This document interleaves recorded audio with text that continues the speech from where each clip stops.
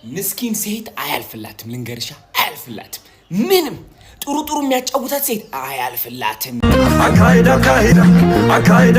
የኢትዮጵያ ፌደራል ፖሊስ አዶናይ ብርሃነ ሀብተ ሚካኤል የተባለን ተጠርጣሪ ቲክቶከርን በቁጥጥር ስር አውሎ ምርመራ ያጣራ መሆኑ ተገልጿል። ሐሙስ ህዳር 1 2018 ዓ.ም አዶናይ በቁጥጥር ስር ከመዋሉ አስቀድሞ ማክሰኞ ህዳር 30 2018 ዓ.ም የፌደራል ፖሊስ በቲክቶክ የሽልማት ስነ ስርዓት ላይ ከኢትዮጵያ ህዝብና ባህል ስነ ምግባር ያፈነገጠ ሰውነትን የሚገልጥ ልብስ በአደባባይ ለብሰው የታዩ ያላቸውን ተጠርጣሪዎችንና ግብረ አበሮቻቸውን ማሰሩንም አሳውቆ ነበር። ታዲያ ባህልና ስነ ምግባር ጥሰዋል የተባሉት ቲክቶከሮች ምን አይነት ክስና ቅጣት ሊገጥማቸው ይችላል? ሰላም ጤና ይስጥልን የተወደዳችሁ የቁም ነገር መረጃ ቤተሰቦች እንደምን ቆያችሁን? አበይትና ትኩስ መረጃዎችን ይዘንላችሁ ቀርበናል።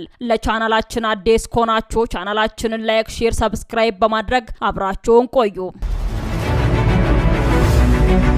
የኢትዮጵያ ፌደራል ፖሊስ አዶናይ ብርሃነ ሀብተ ሚካኤል የተባለን ተጠርጣሪ ቲክቶከርን በቁጥጥር ስር አውሎ ምርመራ ያጣራ መሆኑ ተገልጿል። ሐሙስ ህዳር 1 2018 ዓ.ም አዶናይ በቁጥጥር ስር ከመዋሉ አስቀድሞ ማክሰኞ ህዳር 30 2018 ዓ.ም የፌደራል ፖሊስ በቲክቶክ የሽልማት ስነ ስርዓት ላይ ከኢትዮጵያ ህዝብና ባህል ስነ ምግባር ያፈነገጠ ሰውነትን የሚገልጥ ልብስ በአደባባይ ለብሰው የታዩ ያላቸውን ተጠርጣሪዎችንና ግብረ አበሮቻቸውን ማሰሩን አሳውቆ ነበር።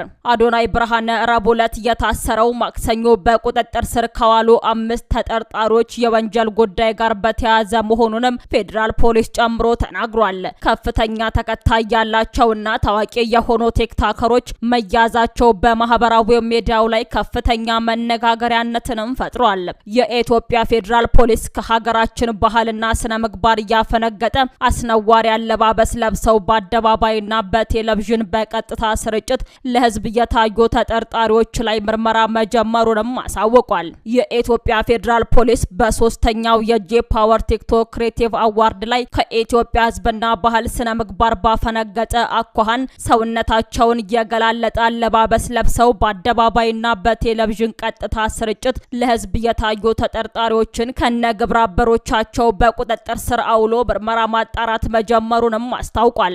የኢትዮጵያ ፌደራል ፖሊስ ሰሞኑን በሀገራችን አዲስ አበባ ከተማ በተካሄደው ሶስተኛው የጄ ፓወር ቲክቶክ ክሬቲቭ አዋርድ ላይ ከኢትዮጵያ ህዝብና ባህልና መልካም ስነ ምግባር በተቃራኒ በህዝብ ዘንድ ተቀባይነት የሌለው አስነዋሪ አለባበስ ለብሰው በአደባባይና በቴሌቪዥን ቀጥታ ስርጭት የታዩ ዝግጅቱን በስፖንሰርነት